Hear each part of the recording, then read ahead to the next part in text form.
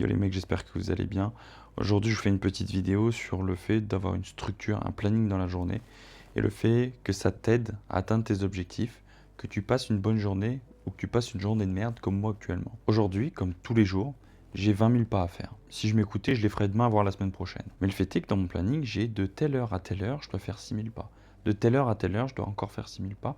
De telle heure à telle heure, etc. jusqu'à atteindre mes 20 000 pas le soir. Au final, c'est exactement la même chose qu'à l'entraînement. Ce soir, je sais que j'ai séance bas du corps, focus quadriceps. Je sais quel exercice je dois faire, quel nombre de séries, nombre de séries, quantité de répétitions et quelle performance je dois au moins égaler et dépasser si je le peux. Incroyable mais vrai, pour l'alimentation, c'est aussi pareil.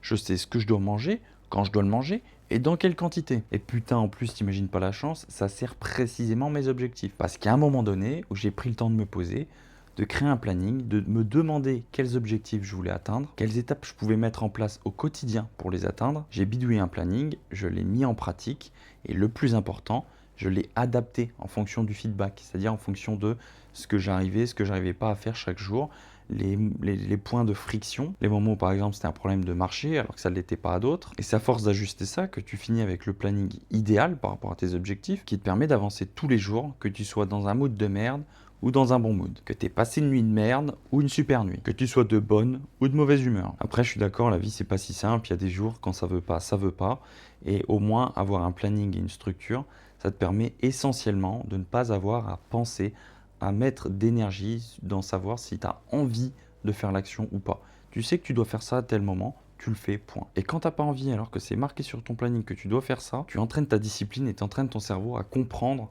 que ton état mental n'affecte pas ta capacité à exécuter. Je pense que c'est intéressant de souligner un petit peu l'aspect structure et planning, parce que pour moi c'est vraiment le truc le plus important, celui qui te permet de te mettre en action, parce que tu peux apprendre toutes les choses du monde, si tu ne les mets jamais en action, tu n'as pas de retour du monde extérieur pour savoir ce que ça vaut vraiment par rapport à la manière dont toi tu as exprimé cette action par exemple, ou le retour de ton environnement personnel à toi, au final tu n'avances pas. Avoir ce retour c'est essentiel parce que c'est ce qui te permet d'ajuster ton planning, d'ajuster ta structure et de revoir tes objectifs. Si ce matin tu sais que tu devais passer 2 heures sur un résumé, sur un travail spécifique et que tu le repousses simplement parce que t'as pas envie, tu t'en voudras probablement beaucoup plus si c'était là dans ta structure que si tu n'avais pas de structure et que tu te disais oh je le ferai demain matin, puis quand il y est oh je le ferai cet après-midi, oh je le ferai ce soir, oh je le ferai demain matin, c'est pas grave. Et qu'au final tu le fais jamais. Sur ce, je vais avancer sur mes objectifs dans cette journée de merde qui est la mienne et je te souhaite à toi une agréable journée. Peace.